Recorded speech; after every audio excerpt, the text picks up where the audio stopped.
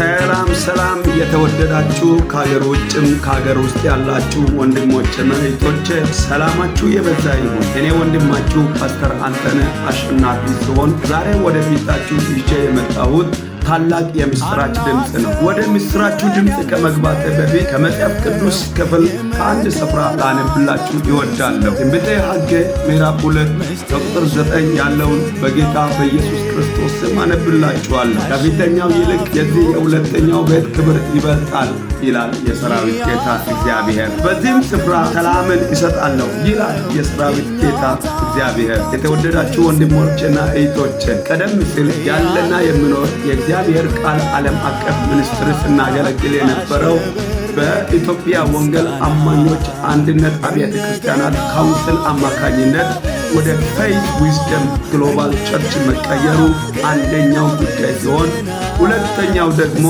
ሶዶ ድንቄ ሳውላ ሸብተ ኮንክሪት አስፋልት አማካኝነት ተቋርጦ የነበረው አምልኳችን የተጀመረ መሆኑን ሲገልጽ በታላቅ ደስታ ነው።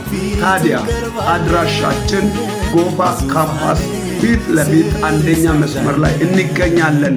ሁላችሁም በክብር ተጋብዛችኋል። ሻሎም ሻሎም።